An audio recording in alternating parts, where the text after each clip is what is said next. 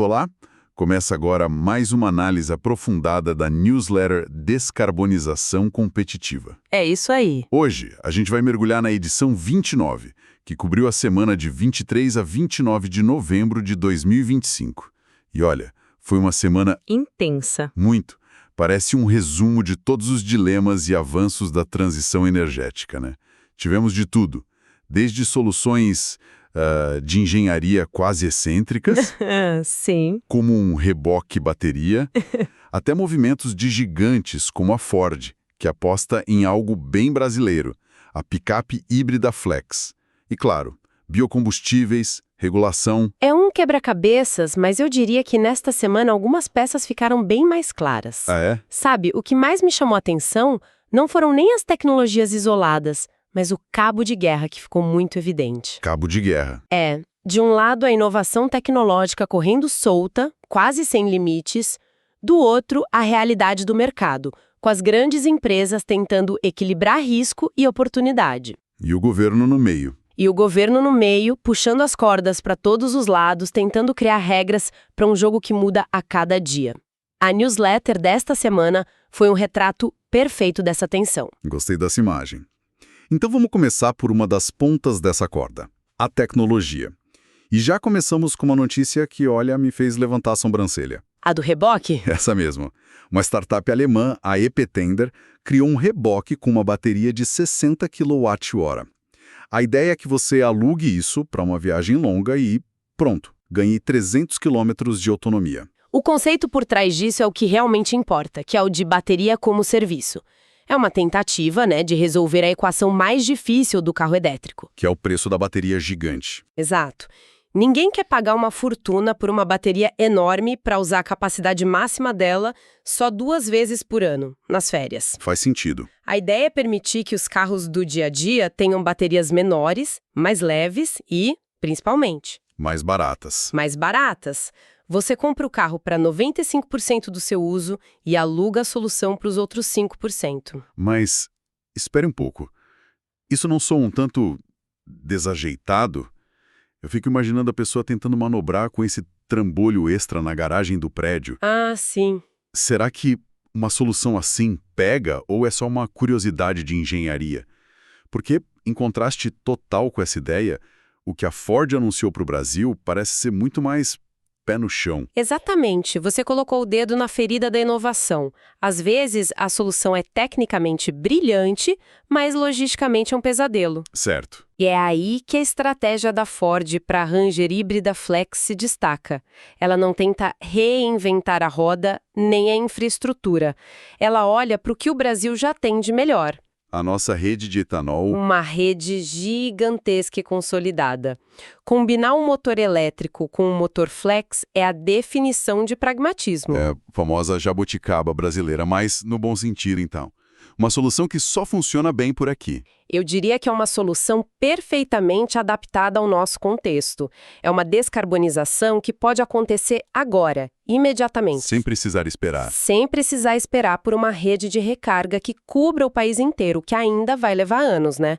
É um passo intermediário inteligente. E prepara o mercado, imagino. Prepara o mercado. Ele não só reduz emissões agora, como amadurece toda a cadeia. As montadoras aprendem a lidar com a tecnologia, os mecânicos se qualificam, o consumidor se acostuma. É construir a ponte enquanto se atravessa o rio. E essa aposta no etanol não para no motor flex. A conversa da semana foi muito sobre levar o etanol para um próximo nível com o etanol de segunda geração, o E2G. Ah, sim. A promessa é enorme, aumentarem até 50% a produção sem usar 1 metro a mais de terra. Porque ele é feito com resíduo, né? Bagaço, palha. Exato. Parece bom demais para ser verdade. A promessa é real, mas o caminho tem obstáculos. O principal hoje é o custo. O E2G ainda é cerca de 30% mais caro de produzir que o etanol comum, o de primeira geração. E se é mais caro, quem vai pagar essa conta? O consumidor na bomba, porque aí a competição com a gasolina fica difícil. É aí que o cenário geopolítico entra na equação. Lembra daquele velho debate alimento versus combustível? Lembro, claro. Embora no Brasil isso não seja bem uma realidade para a cana, essa percepção é muito forte em mercados como a Europa. E as leis europeias que restringem biocombustíveis de culturas alimentares acabam, sem querer, criando um mercado premium para o E2G. Ah, entendi. Como ele vem do resíduo, ele escapa dessa regra. Exatamente. Ele não entra nesse dilema. De repente, o que era uma desvantagem de custo pode se tornar uma vantagem de acesso a mercados que pagam mais. E isso sem falar nas novas fronteiras, como usar o E2G para produzir combustível sustentável da aviação, o SAF. O futuro da aviação. Exato. Ok, as tecnologias são fascinantes, mas para mim, a verdadeira história está no dinheiro e no poder. Como as grandes corporações estão apostando suas fichas. É onde o jogo é jogado, né, Sam? Porque uma coisa é uma startup alemã ter uma ideia. Outra é a Honda ou a Shell moverem bilhões. Tivemos 3 parcerias anunciadas que me pareceram seguir lógicas bem diferentes. Quais? Honda e Neo Energia com hidrogênio verde, que soa quase como ficção científica. Do outro lado, a Michelin querendo fazer pneu com casca de arroz, que parece super concreto. E no meio, a Shell renovando com a Ferrari, que tem cara de marketing. É isso mesmo ou tem mais coisa aí? Sua leitura é ótima, porque captura as diferentes estratégias em jogo. O projeto da Honda com a Neo Energia, em Pernambuco, é puro pesquisa e desenvolvimento. Um laboratório. É um laboratório. Eles estão ali para entender custos, desafios, a viabilidade do hidrogênio na mobilidade. É uma aposta de longo prazo, para talvez colher frutos daqui a uma década. Mas tem que começar agora. Principalmente no Brasil, onde a gente tem potencial para o hidrogênio verde mais barato do mundo, certo? Exato. Agora, o movimento da Michelin. Esse é o tipo de jogada que parece ser sobre uma coisa, mas na verdade é sobre outra. Como assim? Todo mundo vê o pneu verde, o apelo da sustentabilidade, mas o que a diretoria da Michelin vê é a libertação da montanha-russa, que é o preço do petróleo. Ah, faz todo sentido. Pneus dependem de derivados de petróleo. Ao usar casca de arroz, madeira, eles não estão só descarbonizando. Eles estão trocando um insumo volátil e geopoliticamente sensível por matérias-primas de custo mais estável. É uma jogada de resiliência. Exato. Disfarçada de sustentabilidade. Genial. E a Shell com a Ferrari? É só para colocar o logo da marca num carro bonito e rápido? É muito mais do que isso. É um microcosmo da transformação de uma gigante do petróleo. Para a Shell, a Fórmula 1 é uma vitrine e um laboratório. Testam a tecnologia no limite. No limite. E, ao mesmo tempo, mostram ao mundo que não são mais só uma empresa de petróleo, mas uma empresa de energia. E para a Ferrari, é a prova de que sustentabilidade virou um pilar estratégico e inegociável até para uma marca de performance pura. Ninguém escapa. Mas enquanto essas empresas fazem parcerias, o CEO da Stellantis, Carlos Tavares, soou um alarme bem pessimista na Europa, não foi? Foi um alerta forte. Quase um parem as máquinas, a conta não vai fechar. Ele disse que as metas da União Europeia são tão agressivas que podem destruir a indústria automotiva local, que está sendo esmagada pelos elétricos chineses. O alerta dele é sobre um risco que a gente chama de transição assimétrica. Transição assimétrica? É o que acontece quando a caneta do regulador anda muito mais rápido que a chave de fenda de engenheiro e, principalmente, que a calculadora do diretor financeiro. Boa. A Europa estabeleceu metas ambientais ambiciosíssimas, mas, segundo ele, não criou uma política industrial forte o suficiente para proteger suas empresas. O resultado é um vácuo competitivo. E a China entra. E a China entra, com uma política industrial estatal muito agressiva. É o perigo de a cura matar o paciente. A Europa quer liderar a descarbonização, mas pode acabar sem a indústria para descarbonizar. Exatamente. É um paradoxo perigoso. E essa tensão apareceu em outras notícias. Vimos a discussão sobre a Petrobras voltar a atuar na África. Sim. Por trás disso, existe um argumento técnico. O petróleo da costa africana, parecido com o nosso pré-sal, tem uma pegada de carbono na extração menor que a média mundial.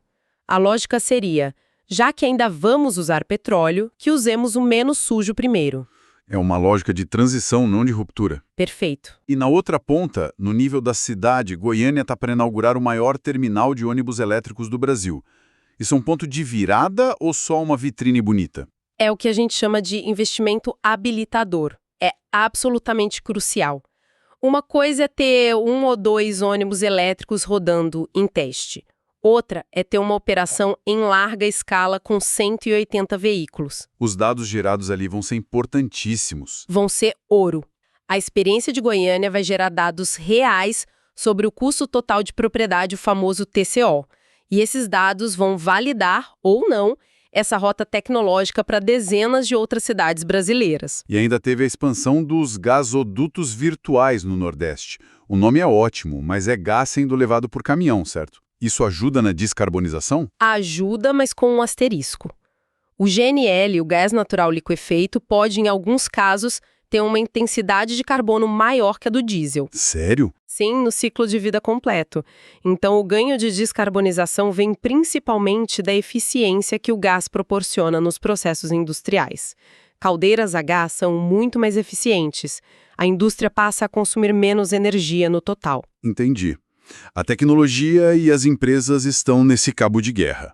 E isso nos leva para quem está tentando ser o juiz, o governo e os reguladores. Exatamente. E é por isso que o papel deles se torna tão crítico, certo?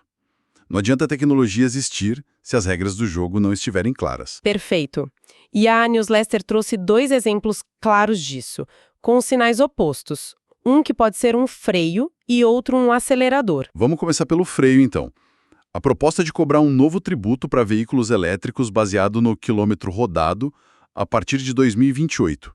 Isso soou para muita gente como um balde de água fria. Ah, sim. Tipo, parabéns por comprar um carro elétrico. Agora, como prêmio, aqui está um imposto novo para você. Parece contraditório. Parece, mas ataca um problema estrutural inevitável, a sustentabilidade fiscal. Hoje, a manutenção de estradas é financiada, em grande parte, por impostos sobre combustíveis fósseis. A CID, por exemplo. Exato. Conforme a frota eletrifica, essa arrecadação vai a zero. O governo vai ficar sem dinheiro para tapar buraco, literalmente.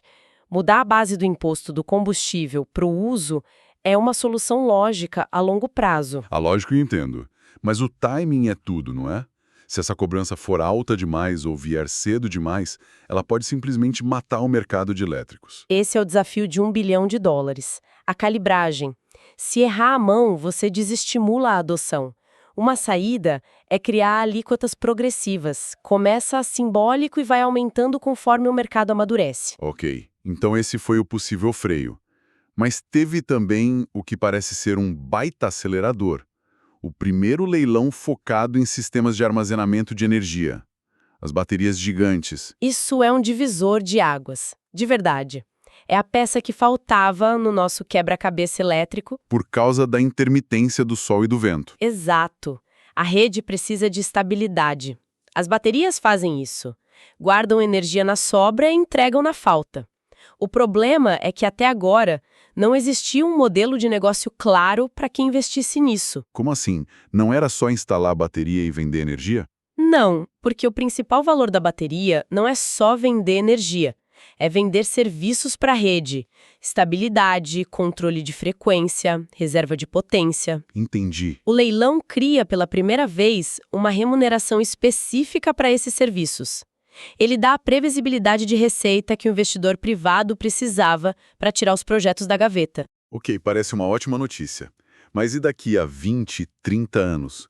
O que a gente faz com um cemitério de baterias do tamanho de um prédio? Essa é a pergunta que precisa ser feita agora. A regulação do leilão precisa vir acompanhada de diretrizes claras sobre descarte, reciclagem, circularidade. É pensar no ciclo de vida completo. E para fechar essa parte de governo, tivemos 2 notícias que parecem se conectar.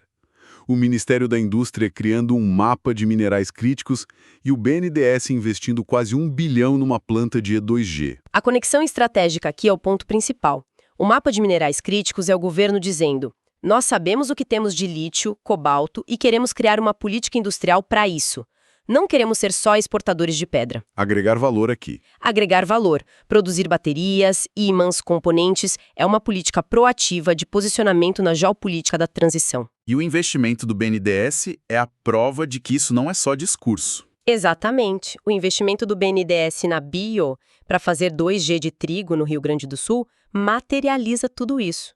O dinheiro público entra para mitigar o risco, mostrando que é uma rota prioritária. E diversifica além da cana. Diversifica a matéria-prima e cria um novo polo no sul. E ao fazer isso, ele serve como um imã, sinalizando para o capital privado que aquele é um setor seguro e estratégico para se investir. É o governo agindo como um catalisador de mercado. Recapitulando a semana, então, o cenário que a newsletter nos pintou é de um dinamismo impressionante. É uma combinação de inovação abrindo portas que a gente nem imaginava, com empresas gigantes fazendo apostas de bilhões, enquanto governos tentam construir a estrada com os carros já passando por ela. A tecnologia, o capital privado ou a política governamental vai acabar sendo o verdadeiro gargalo ou, quem sabe, o maior acelerador da descarbonização no Brasil. Uma boa pergunta. A tensão que o CEO da Stellantis descreveu na Europa entre a velocidade da regulação e a capacidade da indústria pode não ser um dilema apenas europeu. É algo para acompanharmos de muito perto aqui também. Um ponto fundamental para continuarmos de olho. Agradecemos por nos acompanhar nesta análise da newsletter Descarbonização Competitiva. Voltamos na próxima semana com mais. Siga o nosso canal, curta, comente e compartilhe o vídeo para que ele possa chegar a mais pessoas. Siga o nosso canal, curta, comente e compartilhe o vídeo para que ele possa chegar a mais pessoas.